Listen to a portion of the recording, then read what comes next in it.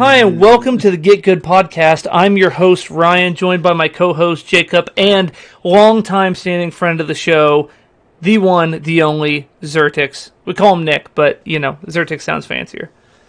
I go by Big Ghetto Swampy Baked Beans now. Oh, okay. That's going to be a little harder to search up on TikTok, but I think I can get it memorized. Also, you've been posting to TikTok quite a bit lately, right? No, I actually haven't, dude. I have so many clips stacked up that I need to post. I'm just way too lazy to edit them. So I've been, popping in around TikTok a bit, and I swear your videos are just recycling back on my feed. I'm not complaining because they're cool. I always enjoy them, But a lot of your Blood Hunt ones have been cycling back too. So really? That's weird. Yeah, I don't know. Maybe it's because I've been to your channel a lot, so it's like algorithm knows like, oh, he likes Zertix stuff, and it's playing the hits. Right. But it's the algorithm. It's the algorithm, dude. All hail the almighty algorithm. Quick question. And quick answer. What are we streaming on right now? YouTube. Oh, okay. Yeah. So, fun fact for anybody who's listening to the show right now. Me, Ryan, or Copper has started streaming exclusively on Git Good Podcast, or the GG Productions YouTube channel. We're going to start doing all of our show recordings live on YouTube so people can join and chat and participate that way, as well as like some live gameplay.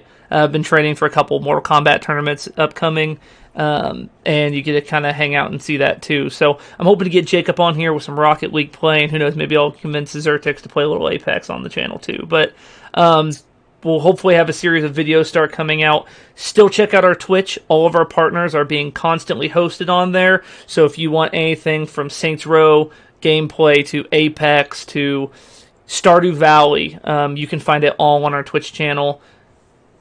Bunch of great content creators, so please go out and support them as well. Really helps, GG Productions and what we're trying to do here grow. So, talking about the training for competitive stuff really leans well into today's conversation, where we thought we'd break down the differences between casual, ranked, and competitive play. I know that's something that, we've all dabbled in. I know esports is bigger than ever. I live in the middle of, nowhere, Iowa, and all of my high schools have esports teams now, which is crazy to think about. So we're going to kind of tackle into that just to roll around everyone's credentials. Zertix was a former pro Apex Legends player, did a bunch of content creation and kind of grew on it, and I'm hoping to push him into some more tournaments, but he has been to the very top ranks of Apex, which is an amazing a feat in itself. Correct. Our co-host and local Rocket League player, Jacob, has scoured the ranked chain as well, knows what it's like to be at the bottom and the top, and I know... Nowhere near the top. Well, and I know, our partner, KC Game On, they're really big in the Rocket League scene with, like, announcing and things like that, so I know I have, I know Jacob has and stuff, kind of watched those pro-level sets and their shoutcasting and things that they do there, and kind of seen the intricacies and differences, as well as, for example, Make 'em Rage Quit, one of our partners, is played some competitive Rocket League too. So, we've kind of gotten that side of it. And then on my end, we'll be more on like the FGC with things like Mortal Kombat. I've played in a lot of Guilty Gear Strive tournaments, huge into Mortal Kombat. I just got back from fighting at EVO, where I did not get swept. I did win some sets, which is really nice.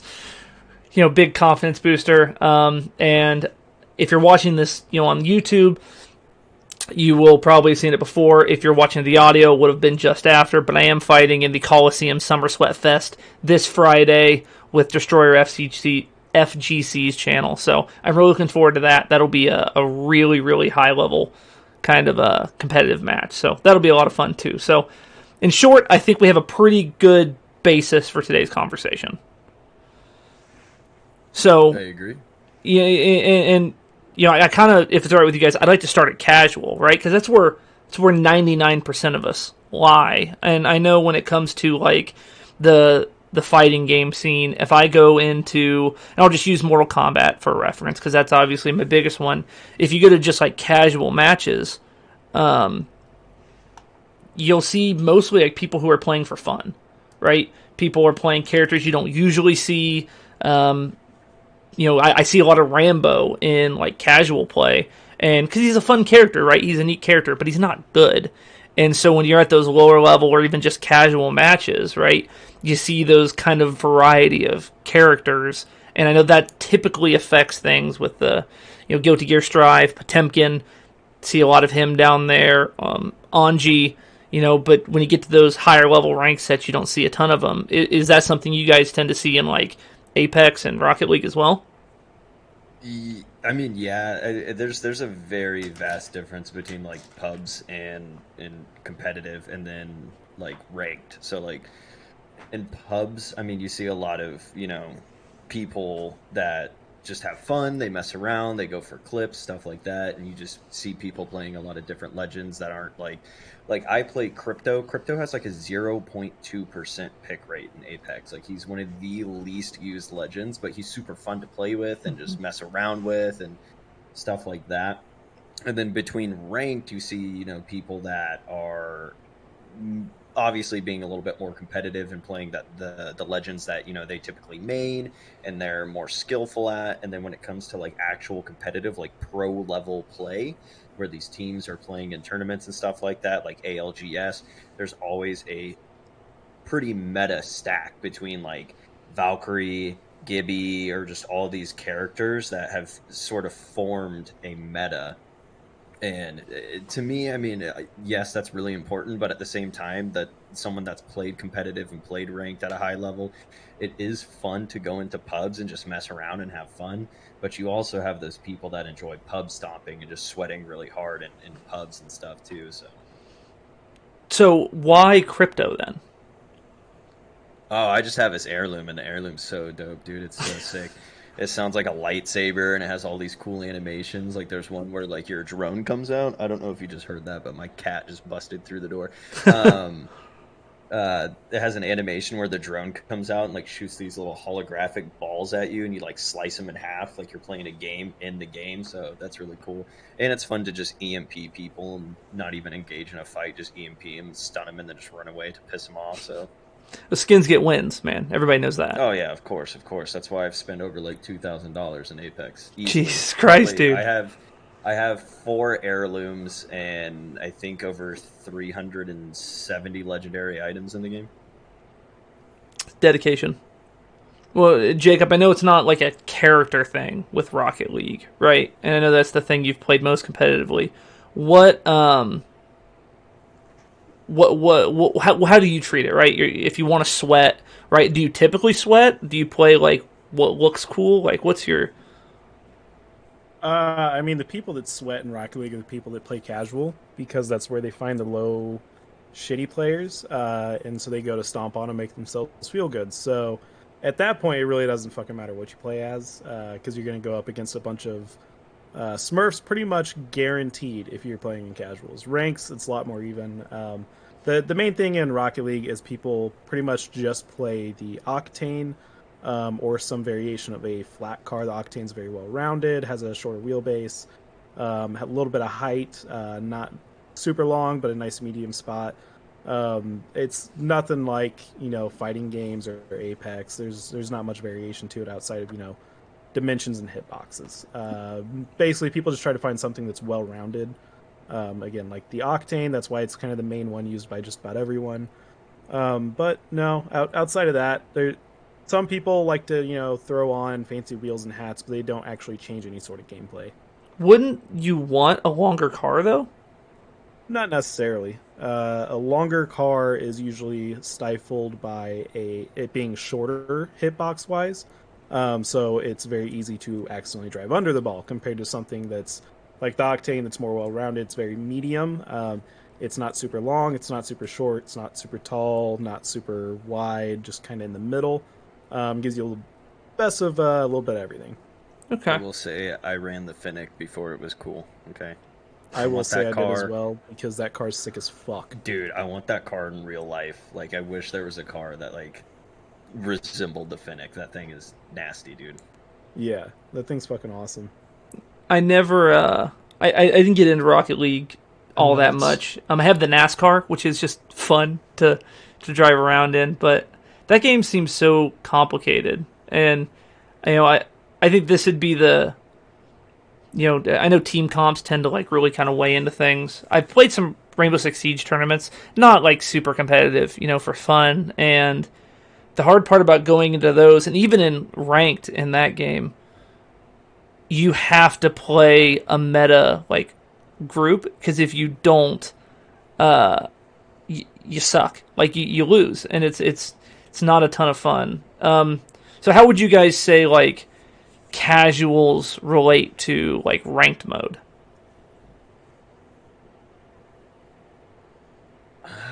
So Apex in specific, like I said, there is a lot of pub stompers. So like you can join the skill-based matchmaking. I don't want to say is awful, but it's not the best. Like you can still get into pub games in Apex and be playing against Preds or someone that has 150,000 kills on Bangalore or something like that. Just someone that's absolutely nuts. Like when I was running, I think it was maybe 3 seasons ago.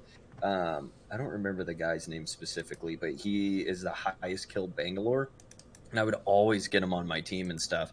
And this is just like warming up in pubs, and that dude would just melt everyone he came in contact with. So there's a big community around like pub stomping and Apex, just like getting clips, dropping high kill games, high damage games, and stuff like that. And a lot of the time, like now, since Apex was never like, it was almost like the stepchild of BRs. Like it was never as mainstream as it is now. Like Apex is larger than it's ever been years after its release, due to people like Nick Merckx and Tfue and stuff like that, kind of bringing some light onto it, switching over from Warzone and stuff.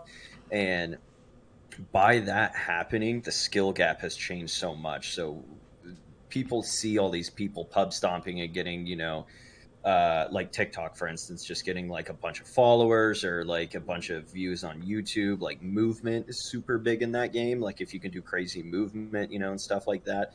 So depending on the rank, like anywhere from maybe gold to plat is actually easier than pubs sometimes, in my opinion. A lot of the time in pubs, I don't know if it's just because of like the ranks I've ranked in my like KD and stuff in the past. A lot of the time I'll play pubs and it will actually be tougher than ranked in Apex. It's kind of the same way in Rocket League, like I was mentioning earlier. Everyone likes to go into casual because they'll go in there so they can shit on unskilled players that are new to the game. Because even though casual still has a bit of skill-based matchmaking, it's not the same equivalent as actual ranked matches. And so people go in there just to shit on them, and you'll find yourself quite often playing in casual as a gold 1 against someone who's grand champ or a supersonic legend. It's a lot easier to get away with it that way, and people do it so they can get clip content. That's most of what it is. It's YouTubers, TikTok, Twitch people go in there just so they can get content because they're getting easy goals, making them look fancy because there's no one there that can actually defend it. No one at their same skill level. And I think it's kind of bullshit myself that people do that. I understand, though, that it's not fucking anyone over on rank. I'd rather them do that than actually smurf in a ranked match. But it's still, people go in there, do that shit, make it harder. And I think it's also kind of sad because it takes people that are not necessarily new to the game, because you're still, even if you're brand new to the game, you're not going to go up against that. But once you start putting in just a little bit of gameplay, you're still new-ish, kind of learning it, it throws so many people away from the game because they're like, I don't want to play this if I'm just going to be going against this, and I can never actually learn because I can't touch the fucking ball the entire time. Yeah, I kind of agree with that. But so like for me, if I was playing Rocket League, like lately I've been really getting into Valorant and stuff, and I see people that are just cracked, and I'm new to the game, and it literally makes me want to break my monitor and rip my hair out and just yell. But that's because I'm new and I don't have like the same interest in Valorant that I do in Apex. But so going off of your point in Apex, like when because for me, I want to be competitive. I want to get clips. I want to grind, and I want to try to maximize how far I can go up on the rank system and stuff like that. So when I play against people that are way better than me and way more cracked than me, since I have that drive, I can see that and be like, oh damn, like he did this or they did this. She hit a wall bounce there, ran away. Next time I get in that situation, that's what I need to do. Like, you learn, like, the higher level you play at and the higher level of enemies you fight against, the better you'll get at the game. Now, do you think you would have that? I think, knowing you, I think you would still have that same mentality in this situation. But do you think you would pursue it as hard if, say, you came into this game 3.5 years after its release and we're brand new and constantly just getting shit on by people like that? I don't know. Me personally, no, but I think there is a lot of people out there that, yes, they would, because they see these people. Like, there's a guy named Fade. Fade is one of the craziest movement players ever, and he already had a really good following and stuff, but as soon as Apex started to skyrocket, so did his, subs and viewer counts and stuff like that. He exploded with it. And I think people see that and they're like, oh shit, like, this dude's doing this. Like, why can't I? You know what I mean? But me personally, no, I would have been like, dude, this is whack. I'm going to go somewhere else. I find watching, like, Rocket League and like Apex, especially when, like, higher ranks, and fighting games are weird when you talk about rank, because there's a couple games that do it well. Guilty Gear Strive has a floor system, and as you win, you go up floors, and you pretty much never lose that spot. And when you pick a new character, it kind of resets your floor a little bit. And the way that you can hit Celestial, which is like the ultimate spot, and when you hit Celestial, you get the opportunity to do so, and you have to win 5 out of 6 matches.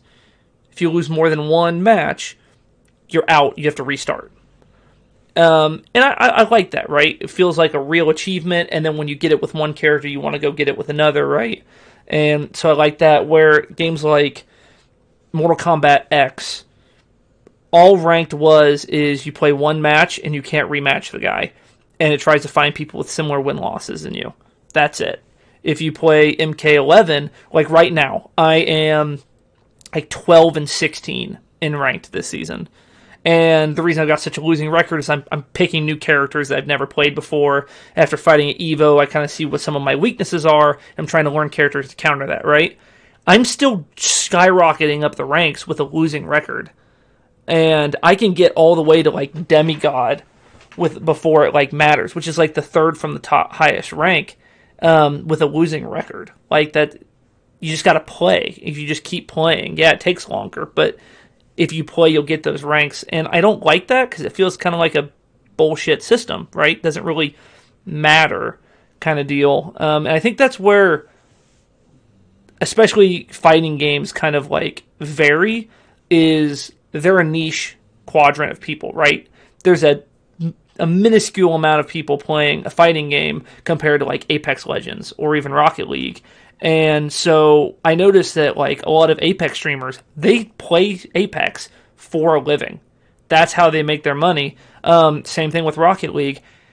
Some of the best players, I think Rewind is, he got second at EVO this year. He's been a top 8 EVO finisher for years and years and years. Has a full-time day job. And, if you're the best player in the world at it, Sonic Fox, I'm putting him outside of it, right? Non-fighting game people know who Sonic Fox is. He's so good at those games. But you take him out of the equation, and some of the top players in all these don't do this for a living.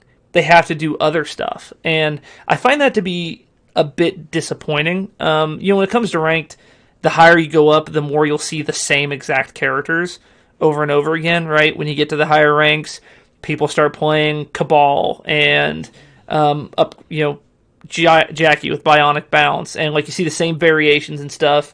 As season starts, I'm seeing like a weird combination of moves that I've never seen anyone use before, and I enjoy that aspect of it. It almost makes it disappointing when you get to the higher higher levels.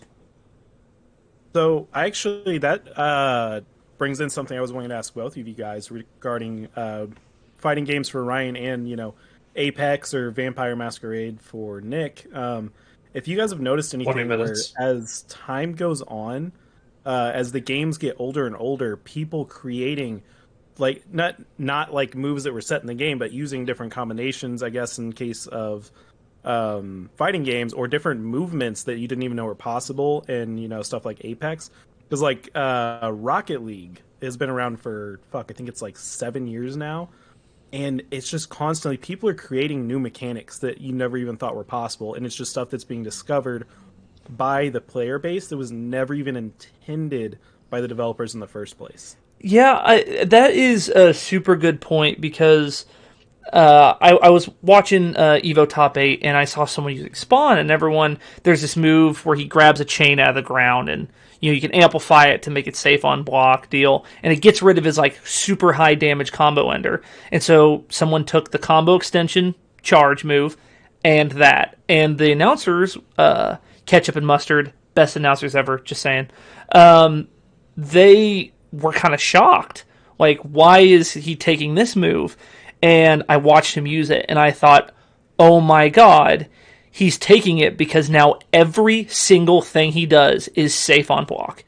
And it's kind of a mix-up. He has a 50-50 now between an overhead and a low. The overhead launches for a combo, and it does a ton of chip damage.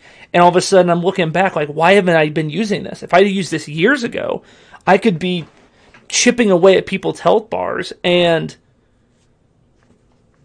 ooh la la, like, they can't do shit about it. And so it's really cool even 4 years later, and the thing that's got like set static moves. And MK11's got, like, once you optimize your combo, there's not a lot of combo routes like previous games were.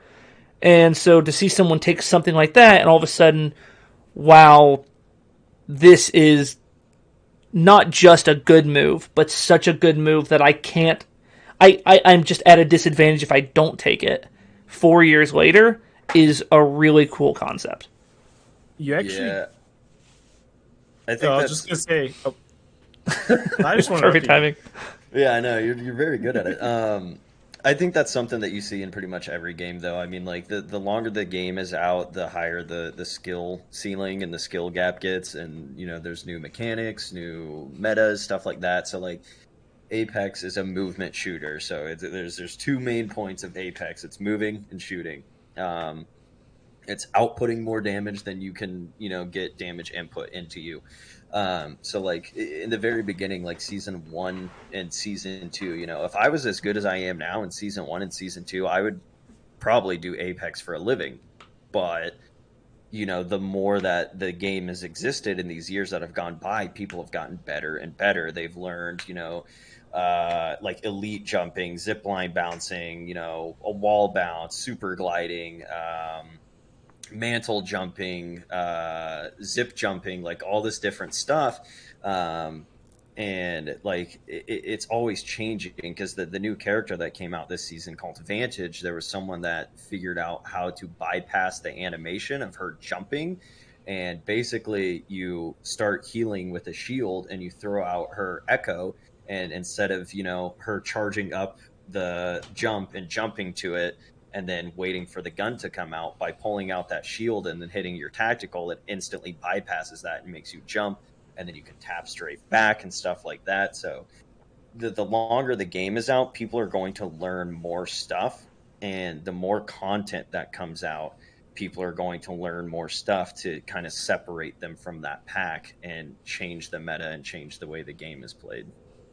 So weirdly with Rocket League, instead of creating a larger gap, what people have done is that they've created these mechanics at the higher levels as the years have gone on, you see with time, you'll have something like a musty flick, which a few years ago was unheard of, brand new, and actually invented in RLCS by Musty. And I think it's something he'd practiced before, but he had never actually showcased it. And it became the new meta. It was holy shit. How did you do that? Completely new mechanic. This is one of the top players in the world, is the first one to ever hit this, and then all of a sudden you have, gold ones that are hitting musty flicks regularly. And instead of actually increasing the gap like you're talking about with Apex Legends, it's kind of closing the gap. As time goes on, it becomes harder to get out of those lower ranks just because everyone's moving up with it, and everyone's kind of committing to those. But honestly, I kind of credit that, though, a lot to... there's so many content creators out there that, with Rocket League specifically, that are trying to teach these mechanics to new players. And so I think it's kind of one of those things where the community has gotten together and kind of created it. And it's kind of a standalone thing where instead of, increasing the skill gap, they're kind of helping everyone move along in the sport and increase their skill levels. And again, as time goes on, more and more shit's being invented. So that's like, news from 4 years ago. What was amazing then is now going to get you to maybe gold 1. And yeah, it's the same way in Apex too. That was a very good way to put it. So I mean, like, there's like movement tech that like someone sees and they're like, whoa, like, how did you do that? Like, 'cause someone will discover it, tweet it out, get a bunch of impressions from it and stuff, and people dissect it and figure out how to do it. And then, the community learns, and, that has become the new norm for the game. Like, if you don't know how to do this, you are lacking in skill. And then it's just, all right, everyone's going to learn this. What's the new thing that's coming out that I can separate myself from, the pack? So that is a good point.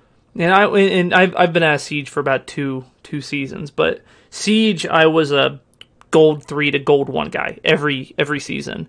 But I found that if I didn't play ranked early and get that rank, or the way Siege's ranked stuff goes, as you play more matches, the amount of MMR you earn goes down, and the amount of MMR you lose seems to go down as well, but at a significantly lower rate.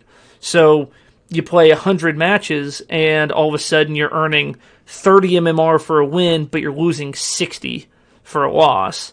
And so, naturally, if you play more, you're going to start going down in rank. And I find that silver ranks are significantly harder than gold. Gold is so much easier than silver. And I think the big reason is once you hit gold, majority of the people who are playing in that have seen it's the same strat. No matter what match you play, 99% of the time, people are holding the bomb areas the exact same way, and it's just who plays that same strat better. Where when you go to silver, you see people who are doing really unique, out-of-the-box stuff. This is actually something that has really tied over. A great example is my second match my second loss at Evo, the one that took me out of it. I was playing a guy and he was playing Kotal Khan, and I had practiced playing like really like high level sets. I went out and I found matches. I was hitting people up on Discord like, hey, I've got a practice partner now that I play with to like train and stuff with to get better at these.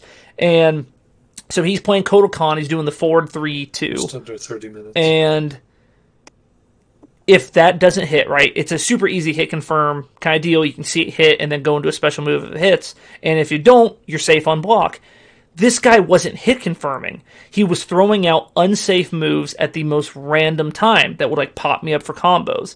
His con cut is insanely, minus, but he was throwing it out in spots that a high level player would never do. And I gotta give the guy credit, right? He went out and he played, for lack of a better phrase, he played like a scrub would, super high risk at, not caring about frame data, and he beat me.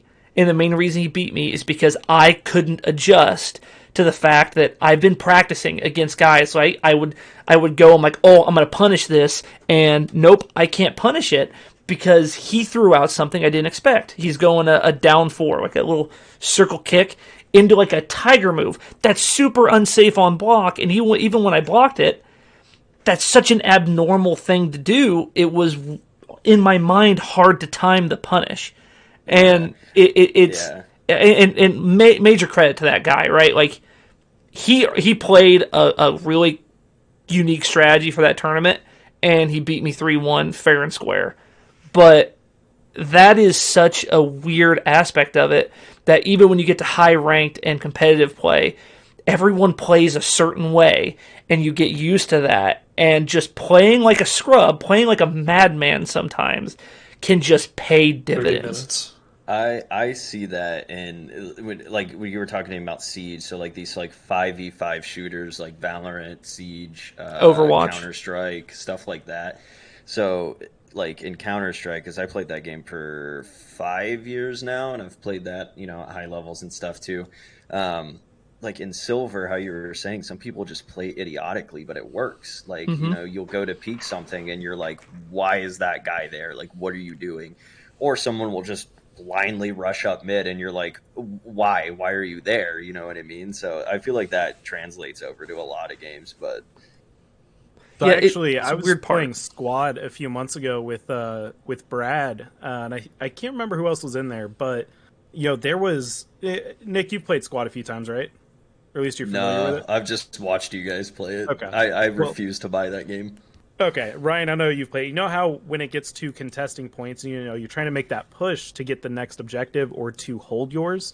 Everyone centralizes upon that. And I do this in pretty much every first-person shooter. Honestly, I go lone wolf and be like, I'm gonna take a 3-hour trip walking so I can find a better vantage point than rushing the center and dying 17 times. I'll still die 17 times, but that's not the point. But I went way the fuck out of the way. I mean, I was walking out in the middle of fucking nowhere where there is nobody to be seen for what's the equivalent of miles in that game, just so that I could come up behind the enemy at like this weird like angle. And so we had there were 3 squads just standing behind this house trading fire with our team. And I just sat there, fucking picked off 9 of them before they even realized I was back there. And that luckily was enough to get our team to actually push up to that point, because I finally got them distracted enough and took out a few of their numbers. Yeah, I find, and I think scrub strats, right? Is scrub strats the deemed phrase for this? Oh, 100%. Right? Like, the amount of times I've been playing Siege and someone is playing Bandit, for example, who has one of the best submachine guns in the game, and all of a sudden he's running the M870 shotgun, and he's just pumping me from around, like, why are you there? And that's such a hard... What is he doing to you? Just pumping me. He's just pumping me, son. And, I was getting pumped, and I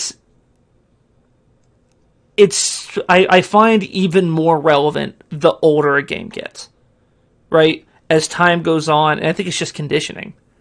I know Apex Legends is weird when it comes to tournament play, right? Because it's a BR, you can't jump in together in a custom match like PUBG could. I know it's just typically like kill rushes and placements get you certain points and stuff like that.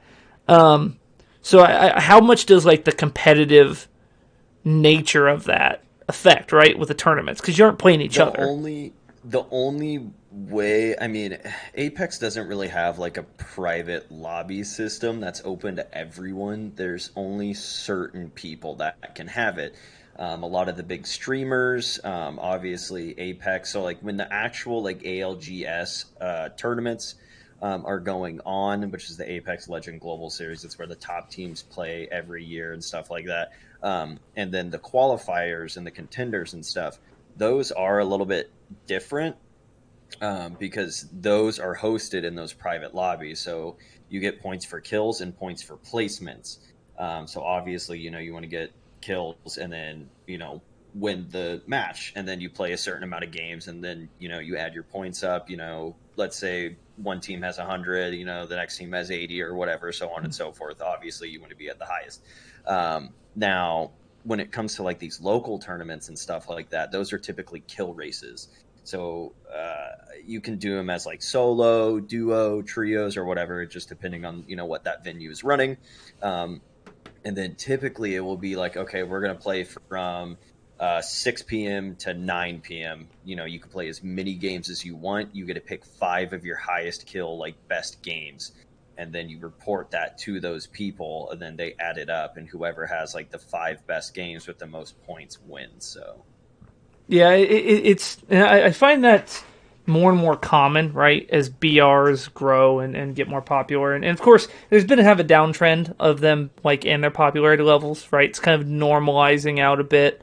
Warzone 2, I think it's the same thing as Warzone. It's Call of Duty. And I know that even that Call of Duty esports scene has kind of taken a downturn. We've kind of touched on also, I just want to point out, I watched the Moist Critical stream of Moist Esports run at the World Championships in Rocket League. That was hype. The fact that the way they lost with a single second on the board was soul crushing in overtime. But dude, they've been killing it though. That org is insane. They did really well at Worlds. They did really I watched them in Splitgate too. There's a guy, is it Clo, CLOH? I'm pretty sure that's him. He actually played Rogue Company with me, and he was a content creator on there. Now he's a pro Splitgate player for Moist, and they're doing awesome stuff, dude. They are really talented. They have some good teams. Hitoshi won Evo for Guilty Gear last year and got 4th this year too. And this year, being offline, saw a bunch of over half the top 8 were brand new players.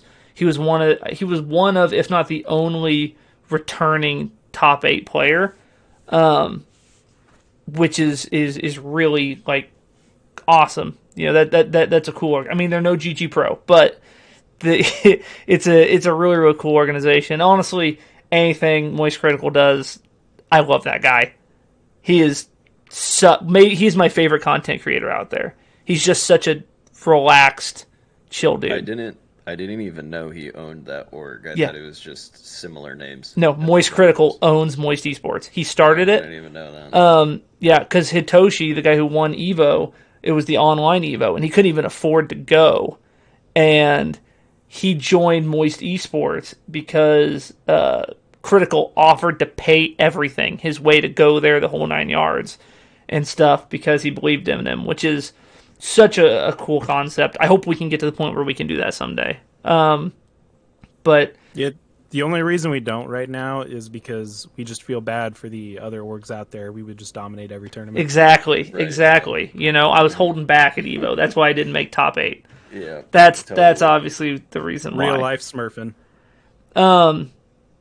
Well, hey, we've talked about the competitive scenes. We've talked about ranked and casual. Do you guys have any upcoming games that you want to play competitively, or think are going to have a really big competitive scene, or just want to play casually, etc.?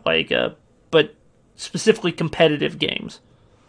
I've been getting into Valorant, like I said. That game pisses me off more than any other game that I've ever played, including Apex. But it's a lot of fun. It's just, I don't know, the aiming in that game is way too easy. Even at silver, I'm constantly just getting instant headshot around every corner, just because it's so like someone that's played Counter-Strike, the recoil in Counter-Strike versus the recoil in Valorant is so different. It hardly exists to me. It hardly exists in Valorant. It's crazy. You can literally just full run around the corner and just click, and they're just instant headshot. So it's very infuriating, but it's a lot of fun, and I want to sink more hours into it to see what happens. I would definitely play it with you. The only reason I hadn't played it is because I didn't have someone to play it with or learn it with or teach. And it's so hard in a game like that that's so competitive to try and jump into it without having people who play or something like that. If you try to get into Siege today, it'd be a nightmare, especially if you didn't have people to teach you the ropes. Tarkov is one of those games where I feel if you don't know someone who knows the game, don't get into it. It's not worth it. Right. I know this Thursday, time of recording, it's August 30th, September 1st, JoJo Bizarre Adventure All-Star Battle R, baby. Let's go. I love JoJo's Bizarre Adventure. I love anime. It's a fighting game. Your boy is going to play it all the time. I'm going to be the best JoJo player in the world. Which JoJo? I don't even know yet. Only JoJo player in the world. Dude, I don't even know which JoJo I'm gonna play as, I'm just like, I'm so freaking excited for it. Speaking of anime, One Punch Man season 3 Is coming up. Oh, thank God. I don't think they have a actual release date, but I saw the poster for it, and I'm so excited. You can't see it, but I have totally a One Punch Man that poster at this back point they'd there. be well beyond Behind my head. season 3. I didn't realize they were still that low. Granted, I've only seen season 1, so I'm just not big into anime, so I don't keep up with it. Season 1 was great, and because the animation stuff was amazing. Season 2, the animation was like not very good in comparison. But the big problem with it was everything animation wise just looked kind of generic. I will say though, it's significantly funnier than the first season. Yeah, like, dude, it's so funny. It's so funny. I love how dry he is about stuff. It's amazing. And then the number 2 ranked superhero, and I won't spoil it if you haven't seen it, but his like lore and backstory and stuff, and him becoming friends with Saitama it's a riot. It is so funny. So, yeah, I'm pumped about that. As far as other competitive games, everyone dies at the end. Overwatch 2 comes out. Do you guys think it's going to have a big competitive scene? Because it basically looks like the same thing as Overwatch 1 with just a few new characters, and they even kept role queue. Yeah, I'm with Nick. I think it's going to be a flop. I think it's a cash grab to make people think it's something new, but it's basically old Overwatch, and people are going to realize it pretty fucking quick. Well, I mean, it's Blizzard, right? I had a friend that's really, really into Overwatch, and he played it a lot, and he has already said that it's, like, from what he has seen about, like, the new stuff that's coming out, he's like, it's literally Overwatch. Like, I think when it officially launches, I think it's going to, spike up in players. And then, like you said, Jacob, people are going to realize, oh, this is just Overwatch, and it's going to die out. Or just go back to, like, that baseline to where it's, like, not, a main thing. Because I feel like a lot of pro Overwatch players have actually switched over to Valorant, if I remember correctly. There's a lot of them that started playing Valorant instead. I noticed, too, like, a lot of the big problems that the pros had or that people talked about was, one, role queue sucked because you couldn't play the characters you want to play. If you want to play a damage character, the queue for it took forever because there was so many damage players versus like support players or vice versa, and they brought that back, which sucks. And then I also know that maybe even more so than like Siege or something like that. And I'm to be granted, I'm not an Overwatch player. But from what I understand, if you were playing ranked in Overwatch, you had 5 characters, and those 5 characters had to be played. If you didn't have like a certain configuration, maybe 1 or 2 others to swap, it wasn't like it's hard to win. It was like, no, it's impossible to win. Yeah, there's a big like meta, like a lineup for characters. Like I don't know too much about Overwatch, but like there's always going to be like a Pocket Mercy, there's going to be like a Reinhardt or an Arista. I think that's the name, Arista. There's always there's a certain competitive lineup, but when you get into like higher ranks in a lot of games, it's always like that. Like I was talking about Apex earlier, it's like usually Valk, a Gibby, or something like that, and then you have like a movement-based character where it's like Wraith, or you're gonna have someone that can scan, like Pathfinder, Seer, stuff like that. So there is always those metas, and same thing with like Siege.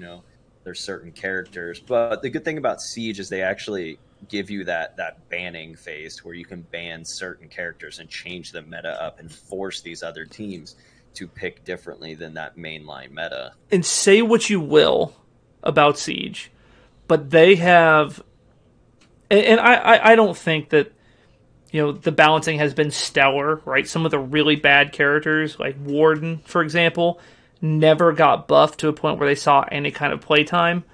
But they did increase and create things like the Gone 6, which was basically a little one-shot pocket grenade launcher you could take instead of a pistol, and then gave that to the lower-picked operators. They took Castle, and they gave him a 3-round secondary shotgun to make rotation holes. Like, they've done a good job of trying at a minimum, trying to balance everybody out to like Yeah, make because everyone viable. they'll start buffing certain characters that have lower pick rates just to help like offset the meta, which changes the dynamic of the game, which keeps it new and fresh and exciting. Like there's like characters in Apex, like Crypto, for instance. He still hasn't got a buff. You know, he's still 0.2% pick rate. But you know, who's not to say one day in the future they're going to completely rework his kit and it's going to bump up his pick rate and he's going to be the new meta legend and everyone's going to be running Crypto and they're going to have to figure out how to combat against that and stuff like that. And just changing metas makes the game more exciting and fresh for those people that have sunk, you know, thousands of hours into the game. In a game like Siege 2, one-shot headshots really make it... And I hate the one-shot headshot mechanic, not because... On one hand, it kind of makes it pseudo-fair, right? Because any gun, no matter how bad, can get a single-shot headshot. But it also makes it so much worse where some characters are just... Like, any gun with no recoil, regardless of how little damage it does, is better. High fire rate, little recoil... Guaranteed to be the best. Buck that has the shield, or is that Blackbeard? It's Blackbeard, and they nerfed his gun into the ground so fucking bad that it's garbage. So many times, one-shot headshot. So many times I've peeked around a corner and just started shooting, and it's just nothing but me hitting the gun shield, and it pisses me off so much. Now it can take a single bullet and it breaks, which means he can take one more headshot than everyone else. So I think Siege, though, has committed a massive sin with that. And the fact that they've gotten so into trying to balance everyone with constantly buffing and nerfing that they've done it so much to the point that basically once there's a meta, it's gone. Like Blackbeard at one point was OP as shit. Now he's absolute dog shit. He did a complete 180. They took away the one thing that made him good. Now the shield is a one-shot gone. And they've done that with every fucking character. No character has not been touched in a major way. Yeah. Like, in a major way, everyone's been touched. Yeah, and multiple times. They're like, oh, well, now people are complaining this one's too good. So they just keep doing it, and all you're doing at that point is creating a cycle of, all right, so now we're just going to make every character dog shit. And now you have one character that is so vastly above the rest because they're doing this. I think Siege has gone about it. I think they had good intentions originally. They were trying to listen to the community. They listened to the community too much, and now they're just basically creating the monster they set out to destroy. Yeah, and also fuck the map reworks. OG Siege maps were fucking amazing, and people complained Bring about back them House because they were dog shit. Yeah, dude, OG House. Oh, I can't remember This was one of the first ones that they ever did a major rework on. It originally was like 3 green. It was a 3-story green building. It was really small originally. And they reworked it, made it massive, and it's just an absolute shit map now. You know, and we've talked about some negative upcoming ones, and I love JoJo. I don't see it having a major competitive scene in fighting games. There will be some niche tournaments. I'm going to play in them. It'll be fun. Maybe have like not like Evo. It's not going to be like an Evo Prime game. It maybe have some like side tournaments and stuff like that, which will be fun. But on the other side of that, though, multiverses I think is going to be huge in the competitive scene. I've been playing a ton of it. Velma, I think, is finally in a point where she's like more balanced. I still think she's like really high tier, but she's not like broken like she was. Bugs Bunny is still busted as shit. So busted. Please shit on Velma right now, Nick. No, I just don't think that game's going to go very far, brother. Really? Yeah. You said it yourself. The fighting community is such a niche market when it comes to gaming. There's not that... there's a lot, but like compared to like other, you know, styles of game, it's not as big as the BRs. It's not as big as 5v5, stuff like that, like the shooters and stuff. Like, for instance, I'm already looking. So the all-time peak for the Steam chart of Multiverse was 153,000 players. It's dropped down to 23,000 already. And the game is fun. Like someone that doesn't play fighting games and doesn't really enjoy them, I enjoyed that game. It's fun, it's colorful, it's cartoonish. You can have fun with your friends and stuff like that. So that aspect of it is good. But I think the fighting games, when it comes to like, and I could be wrong. Like I said, I don't know anything about fighting games, but I think like in a competitive standpoint, those games already exist. Kind of how like for instance, like I call them like the three titans of BR. So like if you're not PUBG, you're not Apex, or you're not Fortnite, stop making BRs. Like all these other BRs that have came out, like Blood Hunt, which was a game that I enjoyed. Super People, all these other BRs, they do good for a little bit and then they die out because people go back to these main games. They go back to these three titans.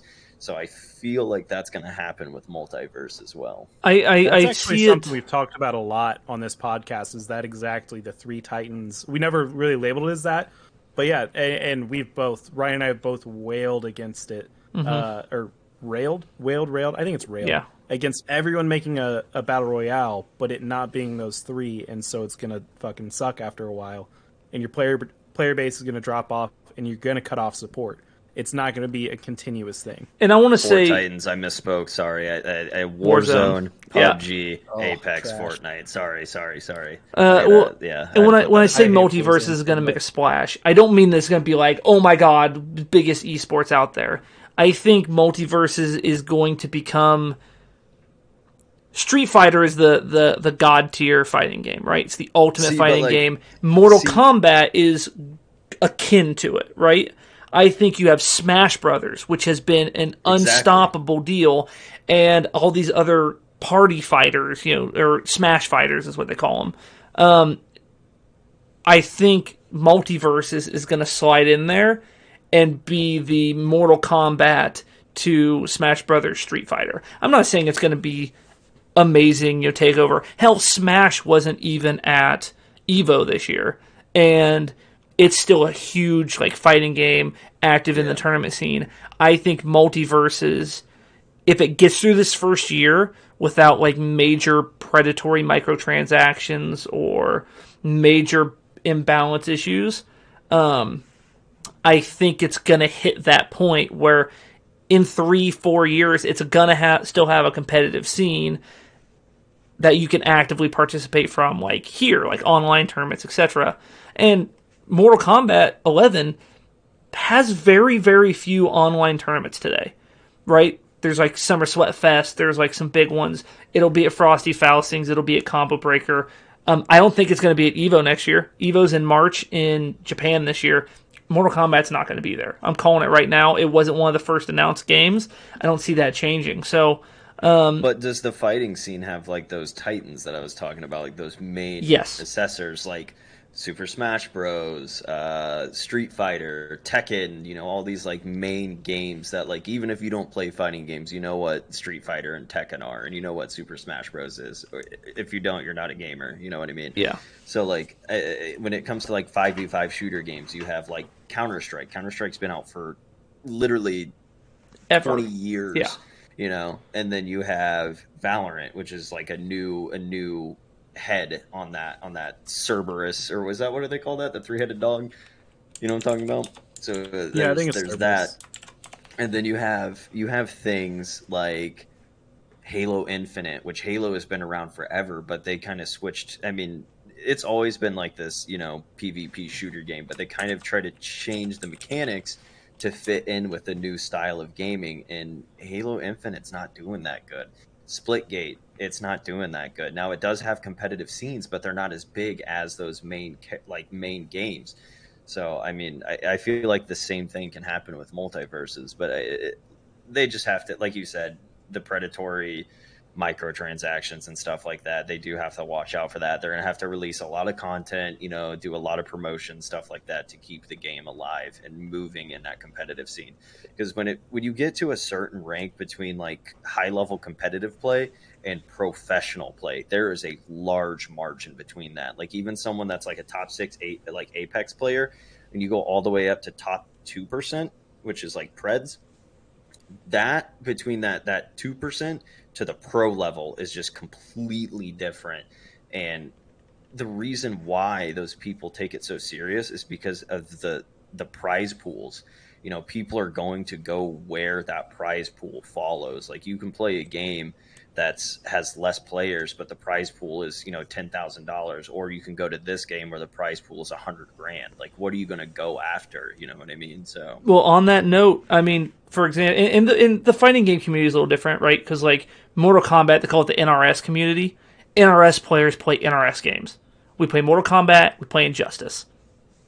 Pretty much end, right? There's a couple outside. Sonic Fox plays Skullgirls, right? I like to play Guilty Gear Strive casually, not competitively. The winner of EVO for Mortal Kombat, which was one of the 8 main games this season, won $1,200. The Multiverses tournament that happened at EVO, when it wasn't even a main game, was a $100,000 prize pool. So I agree with you, right? Warner Brothers can make this work. They've got all the properties in the world, right? You want to compete with like Mario and Nintendo properties, you can do it. You've got all of Cartoon Network. You've got all of HBO. You have all of DC. Hell, Stripe from Gremlins is one of the next characters coming out. That's awesome. But is Warner Brothers going to back it up with the prize pool and the money and the community support that they're going to have to do so? I think it's going to be a yes. And, when you talk about Titans, Mortal Kombat, Street Fighter, Tekken, and now Guilty Gear are those. But Blaze Blue has been out 7-8 years. Still a mainstay game at EVO. And Combo Breaker and all these. And it's not even one of those Titans, right? It's a good fighting game. I find that the FGC is loyal to the style and type of a fighting game. Blaze Blue players play Guilty Gear Strive. Similar style. The reason NRS players only play NRS, which stands for NetherRealm Studios games, is because Street Fighter and Mortal Kombat are not the same at all, right? Style-wise, the type of combos, right? Mortal Kombat and input is down-back triangle or down-back forward square or etc., where you get something like Mortal Kombat, or get something like Street Fighter, where it's down, diagonal, bottom right, and then right. Like they're completely different input styles. And so I think Smash Brothers has reigned supreme for so long and been so, well done. And Multiverses has taken the general Smash style, right? But Smash has blocking. Multiverses doesn't. Multiverses is more movement, chaotic insanity, where Smash is still chaotic. Don't get me wrong, a Smash fighter is always chaotic, but it's more methodology. And then the big one is Smash is single fighters. Multiverses competitive scene is almost exclusively duo teams. And I think that is what they need to lean on, right? We're not the 1v1s. We're the 2v2s. Different character pairings, how they synergize with each other. Almost every character can buff their partner in some way. Even the bruisers like Taz can make the other guys fast. I'm not saying it's gonna, but I think that they have everything they need to make this as big as they possibly could. I just hope they push it to fruition. So I think they have one large roadblock that they have to face. Well, Warner Brothers has the money to throw into this. I mean, they ungodly amounts of money that if they have the support of the player base, that they can make this a mainstay. I think they're going to struggle, though, with getting supportive player base. And it's for the reason that their main target audience is going to be the Smash crowd. But this is mostly coming from personal experience, but I feel like it's pretty widespread, and I'm sure that both of you have actually seen this quite a bit. The Smash crowd is very purist. Very. Very, very many of them, if it's not Smash, it is inferior. And they will not ever accept that there is a game that is better, even if it objectively is. So I think they're going to run into that a lot. They may not have as much community support as they need, and so they may not dump the money into it that is necessary to keep it running in the long term, like you're mentioning with, prize pools, stuff like that, to actually keep people coming back to it. But I think it does have the potential, in my opinion, I think it's a better version of Smash. I may get all kinds of shit from the Smash purists, but I think this is what Smash should be in the 21st century. We're looking at Smash as a 20th century game at this point, and I think it has potential. Don't ban wobbling. Have to do what? Don't ban wobbling. Yes, don't ban wobbling. But there's a big hurdle there. If they can overcome it, I think it's possible, but it's going to be a big hurdle there. For reference, if you guys don't know what wobbling is, in Super Smash Brawl, there was a famous tactic where you would play ice climbers, and there was an infinite move where you could grab them by swapping grabs between the climbers. It is banned in some, but it was a huge push not to ban it. And you're like, why would you not ban an infinite? And the argument was, it is insanely hard to get them to do that. And when they get to that point, it is like really hard to like keep it going. So it took a really high skill to do. No one ever won a tournament doing it either, which is also kind of crazy to think about, that there's an infinite that was legal and people got to like top 3 with it, but nobody ever won, which is just kind of an insane thought. But I agree with you, and I think the Smash purist, but I hope so. Can we just give a quick shout out to our audio producer Taylor for finally hitting level 1 in our Discord server? Yeah. You need to talk in the Discord more, Taylor. Woo! Finally. Dude, it's a fairly new Discord, and I'm already up to like level 9 or 10. Come on. Hey, really quick. I want to talk about a game that I feel like had the potential to be a massively successful competitive game. But can I guess? Wait, hold up. I know you're going to guess it after I give the stipulation when I tell you what it is. Can I guess it before the stipulation? Because I think I know what it is, and you've given no hints whatsoever. It's only because we've talked about it a million times. I don't think we have. Oh, we have. But all right, give us a guess. Is it Roller Champions, the Ubisoft game? Yes. I knew it. Roller Champions. Instead of supporting their game, all of 3 weeks after they launched it, they were like, all right, after the end of season 1, we're dropping support completely, or season 2, whatever it was. I think the servers are dead too. They gave up on it. Yeah. Yes. Instead of being like, we'll fix these problems, it had so much potential to be I think it was an awesome game, but it had a lot of problems. Mm-hmm. And people complained about it, and they were just like, oh, let's just not fucking do that. Yeah. I want to point out, Jacob convinced me to play it, and I spent $10 on a skin the day before that announcement, because I'm like, no, I'm going to do this. So like, I would have invested money into it, and then I'll have to play it, right? Because I invested it, I'll play it with Jacob, and we'll get really good, and we'll play tournaments and stuff. And then I saw the cancellation. I was like, yeah. Dude, I don't know. Like, I was in that Discord for probably a year and a half, maybe more. I was in that Roller Champions Discord when they released the alpha. I was super hyped for that game. It was something new, something fresh. There's been no game like that ever made. You know what I mean? Just a different concept. And then it came out, and like you said, there was a bunch of server issues. The gameplay, it wasn't, for me, I wanted it to be a little bit faster paced. It was a little too slow. The servers would go to offline all the time. And they're just really, how you said, Jacob, wasn't really any support. And that game was different. It really was. And same thing with, excuse me, hold on. I want to point out the launcher also flagged as a virus for me constantly. Yeah, I had a cough. I didn't want to cough into the microphone. But same thing with Knockout City, dude. That game was super unique, super cool art style, very different. And it just kind of died out, and it's really sad to see with Roller Champions, because I waited so long for that game, and then I was just like, this is trash. I don't enjoy it at all. It was very Splatoon. When it would work, though, I enjoyed the fuck out of it.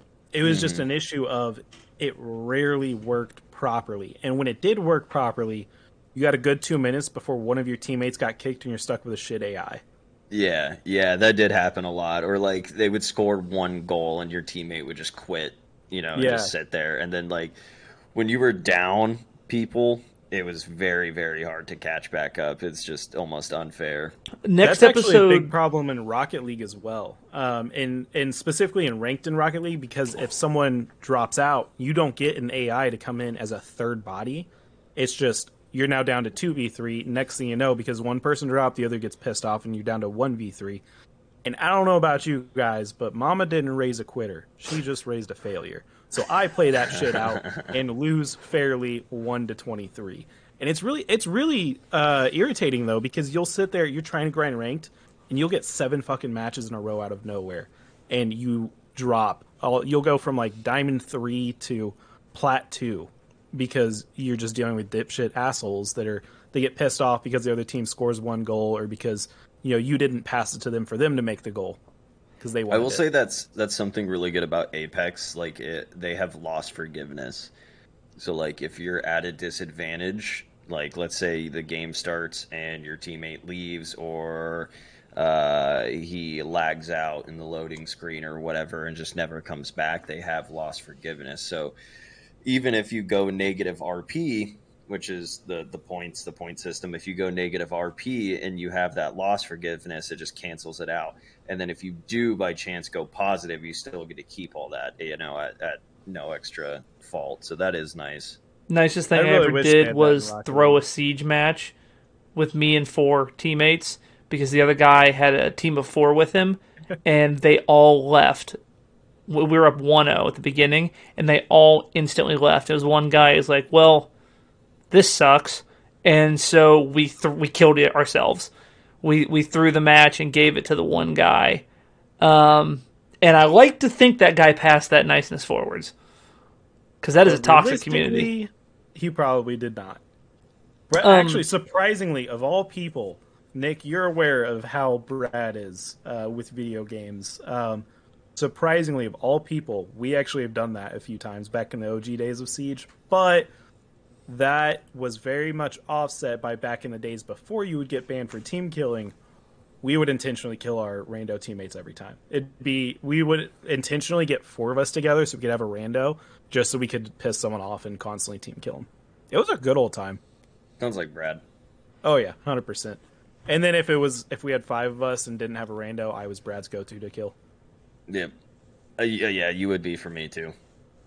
I understand it. I get it. I would too. A future episode we should do, just kind of sparked on the idea. We should do a whole episode on like disappointing games, like games for the last like 10 years that we were really, really excited for and got really disappointed with. I'm not even going to do Cyberpunk, because that one's so obvious that I don't want to talk about it, but we'll have to tackle a bunch of them. What if we did a roller coaster one? Games that everyone's excited for, disappointing, but then came back to be fucking phenomenal in the future. Dear God, Battlefield doing a 2042, podcast? please What if ride we the wave just- back up. What if we just stopped doing a podcast and then just made our own roller coaster tycoon server? Wait, Deal. what if instead of making Let's our own do a roller live coaster stream. tycoon server, we made a roller coaster? Even better. Yeah. In Jacob's backyard. Hell yeah. Even Dibs better, on I'm not in. being the first one to write it. I'm in. Yep. Hot Ryan's the Dawn, I first can one ride to it. Hot Dawn. Oh, hey, really quick. I want to mention a game that I think should have a large competitive player base and should have large, respected tournaments with big prize pools. That game is called Uno. Okay. That'd I fuck actually with be some kind Uno. of lit to watch That like, would be. competitive Uno. I fuck with some Uno. Ever since I watched Ludwig's charity stream for his $100,000 prize poker tournament, I'm all about competitive card games on streams, Fuck yeah, which dude. is hard to do now because there's a bunch of gambling requirements. Yeah, but like, Which care makes about laws. sense. But, well, hey, I think honestly maybe one of my favorite discussions we've had on the show so far. This was like super I interesting. think we meshed well. It was some good synergy, as the corporations like to put it. Some real good docking going on there. Fit very well. I just meant like Or when skin we over shaft. had this original idea, I was like, okay, we're gonna get some variety and stuff. But it's kind of neat because it feels like we we got to tackle like 3 completely different areas of competitive games, and like here are the differences and stuff. I don't know. I'm gabbing about it, but hey, if you listen to the entire show, please go to www.ggproductions.org. Check out our site. Check out our partners. We have some merch on stuff on there now. Also, please go to our affiliate link. You should be able to find it below for Ma Energy. It is not just a sponsor to us. We legit like the product. Please go support it. Buying the energy kicks back a little bit of us, which goes back into the show, and I promise you will not be disappointed. The Arctic Howl is the best flavor. It blows. G Fuel sucks. Get good G Fuel. It's not Ma. I swear to God, Ma is so much better. On chili dogs. Damn right, dude. I have the chili dog flavor here, and I'm waiting to drink it on a dare. For Nick next time you're in Kansas City. I know. Oh, you got the chili dog. Oh wait, didn't Kendo give that? He gave it to me for a Scuffed Room episode, which we still have to film. But please check that stuff out. Check out the podcast. We are gonna start streaming here. Tentatively every Tuesday, Thursday, Friday from 10 to midnight. And one of those days, at least every other week, will be us doing the live podcast. So follow the Twitter in case something changes too. So, before we wrap anything else up, you guys got anything you want to add? I know Jacob does. He always does. Check out Nick's shit. He's one of our content creators, also known as Zertix. You can find him on ggproductions.org. Demonetized. And he makes some fire shit. Yeah, dude. TikTok. His TikTok be litty. You can see it all. He's got his own webpage. Just click the more details. You can see all of his fancy stuff, including a video that we made for him. So I feel like we've never even mentioned on the show that we do like graphics work, logos, banners. Yeah, I literally during this podcast I just made a thumbnail for someone. So see, perfect. We even do stream overlays. Yep, we do everything. Hit us up with that shit, man. Twitter, Twitch, YouTube headers, profile pictures. The options are endless. YouTube gaming, Facebook gaming, all that good stuff. So boom.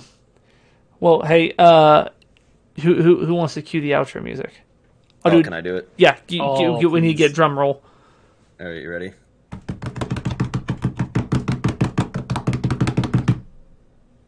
Lick my nuts. Damn it. Damn it. Yeah. Wiener. One wiener next to another wiener. Dude, that song stuck in my head. That was a fantastic cue the outro music, Nick. I did not see that coming. Also, that is the most that felt like an actual podcast. I think it's the first episode we've done where it felt like a legit fucking podcast. Yeah, it's kind of gross.